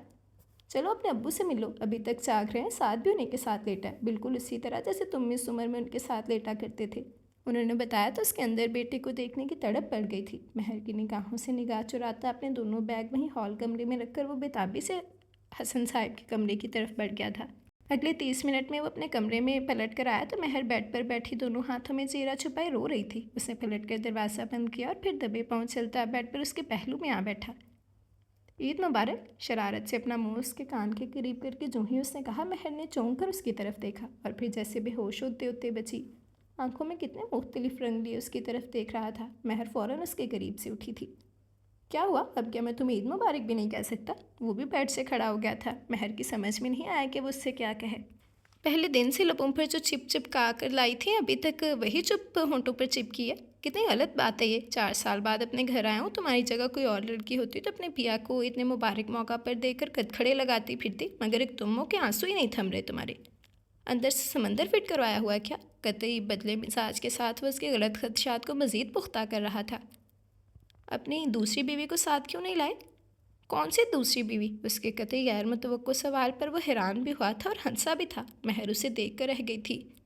کیا آپ نے دبئی میں دوسری شادی نہیں کی؟ کیا مجھے وہاں دوسری شادی کرنی چاہیے تھی؟ اسے جواب دینے کی بجائے گہری پرشوق نگاہوں سے اس کی سمت تکتے ہوئے الٹا اسے سوال پوچھ رہا تھا۔ مہر بکھلا کر رہ گئی تھی۔ مگر سکینہ آنٹی نے تو فون پر بتایا تھا کہ اس نے، میرا مطلب ہے مہنور نے شادی کر لی ہے دبئی میں۔ ہاں، میرے قریبی دوست سے کی ہے، تمہارے پڑوس میں رہتے ہیں، شاید اسی لڑکے کے والد سے جو اس میں انٹرسٹڈ تھا اور جس نے بعد میں اسے ذلیل بھی کیا۔ بہرحال میرا نہیں خیال کہ ہمیں اس موقع پر اسے ڈسکس کرنا چاہیے۔ پچھلے 4 سالوں نے کتنا بدل ڈالا تھا اسے۔ وہ جس کے برے روپ سے بھی محبت کر بیٹھی تھی، وہی شخص سراپا محبت بن کر اس کے مقابل کھڑا تھا۔ کیا یہ اس کی انگنت دعاؤں کا حاصل تھا؟ ہاں، مگر آپ تو اس سے، بس مہر پلیز کچھ مت کہنا سننا۔ پورے 4 سال اپنے احتساب کی بھیڑ چڑھا دیے میں نے۔ وہ سارے گلے جو تم نے مجھ سے کیے تھے ان پچھلے 4 سالوں میں اپنی تنہائیوں میں تمہاری طرف سے میں نے خود اپنے آپ سے کیے ہیں۔ بہت تھک گیا ہوں مہر، خود کو معافی کے قابل بھی نہیں سمجھتا، مگر مجھے پتہ ہے تم بہت اچھی لڑکی ہو، تم ضرور مجھے معاف کر دو گی۔ کم از کم اتنے خوبصورت موقع پر تو ضرور ہی کر دو گی۔ تم نے وہ محاورہ تو سنا ہوگا، صبح کا بھولا اگر شام کو گھر آ جائے تو اسے بھولا نہیں کہتے۔ تمہارا یہ صبح کا بھولا بھی خود کو کڑی سزائیں دے کر شام کو گھر آ گیا، پلیز اسے معاف کر دو، پلیز مہر۔ کہنے کے ساتھ اس نے مہر کے دونوں ہاتھ تھام لیے تو وہ خوشی سے رو پڑی تھی۔ صبح کا یہ بھولا بہت لیٹ واپس آیا ہے۔ آ تو گیا نا یار، جو ہو گیا اسے بھول جاؤ، کیونکہ یاد رکھو گی تو سوائے دکھ کے کچھ ہاتھ نہیں آئے گا۔ مجھے صرف اتنا کہنا ہے کہ میں بے خبر تھا، مگر میرے رب نے مجھے ڈوبنے نہیں دیا، اس نے بہتر سے بہترین میرے نصیب میں لکھی۔ بس اپنی عاقبیت نااندیشی کے باعث میں قدر نہ کر سکا۔ اب آ گیا ہوں نا، اپنی ہر خطا کی تلافی کروں گا تمہارے لیے، اور سعد امی ابو کے لیے عید کی شاپنگ میں نے دبئی سے کر لیا۔ چوڑیاں بھی ہم مارکیٹ جا کر خرید لائیں گے، اور مہندی وہ میں خود اپنے ہاتھوں سے رات میں لگاؤں گا۔ آج تو پوری رات رت جگہ کیا۔ مما کہتی ہیں تم میں عید نہیں مناتی، اب تو پیا کی دید ہو گئی، اب تو عید مناؤ گی نا؟ اس کے معصوم سے گلے کے جواب میں وہ بہت پیار سے بولا تو اس کی نگاہیں جھک گئی تھیں۔ صحیح ہی تو کہہ رہا تھا وہ، پیا کی دید سے ہی اس کی عید تھی۔ تبھی سر جھکا کر آہستہ سے بولی، جی تھینکس مہر، ساتھ سو رہا تھا، جگائے بغیر پیار کر آیا ہوں، صبح اٹھے گا تو حقیقی معنوں میں بھی اس کی عید ہو جائے گی۔ تم تو پلیز ابھی عید مل لو، صبح اتنی مصروفیت میں کہاں ہاتھ لگو گی؟ اس کی سادگی پر مزید نثار ہوتے ہوئے اس نے اپنے ہاتھوں کا دباؤ اس کے شانوں پر بڑھایا تو وہ گھبرا کر اس کے حصار سے نکل گئی تھی۔ جی نہیں، صبح عید ہے تو صبح مل لوں گی، ابھی تو مجھے اپنے سوہنے رب کے حضور شکرانے کے نفل ادا کرنے ہیں کہ اس نے میری خاموش دعاؤں کی لاج رکھ لی۔ بڑی معصومیت سادگی سے کہتی وہ اس پر اپنے جذبات آشکار کر گئی تو سر میں دل کھول کر ہنس دیا تھا۔ پگلی باہر ایک مرتبہ پھر بارش ہونے لگی تھی۔ وہ مطمئن سا بیڈ پر گر گیا کہ اب آنے والی ہر حسین رت سے اس نے اپنے حصے کی خوشیوں کا تاوان وصول کرنا تھا۔ ختم شد۔ جی تو یہ تھا ہمارا آج کا ناول۔ امید کرتی ہوں کہ آپ لوگوں کو پسند آیا ہوگا۔ اپنی رائے کا اظہار ضرور کیجیے گا کہ آج کی سٹوری آپ لوگوں کو کیسی لگی۔ آپ سب کی رائے کا، آپ سب کے کمنٹس کا میں بے صبری سے انتظار کروں گی۔ اچھا رسپانس دیجیے گا کہ آپ لوگوں کو سٹوری کیسی لگی، کون سا کریکٹر اچھا لگا، کون سا برا لگا۔ آپ لوگوں کی رائے کا بے صبری سے انتظار رہے گا۔ اس کے علاوہ جس نے ابھی تک چینل سبسکرائب نہیں کیا ہے، جلدی سے چینل سبسکرائب کر لیں، بیل آئیکن دبا دیں تاکہ ہر آنے والی نئی ویڈیو آپ کو ملتی رہے۔ لائک، کمنٹ اور شیئر کرنا مت بھولیں، ٹھیک ہے جی تو ناول کا نیم تھا عید پیار کی دید by Nazia Kanwal Nazi. Nazia Kanwal Nazi کے سبھی ناولز بہت مزے کے ہوتے ہیں، پرسنلی مجھے بہت پسند ہیں ان کے ناولز۔ تو امید کرتی ہوں کہ آپ لوگوں کو بھی کہانی پسند آئی ہوگی، اور ایک مورل لیسن تھا ہمارے لیے اس میں۔ صحیح کہتے ہیں کہ ہم نہیں جانتے کہ ہماری بھلائی کس میں ہے۔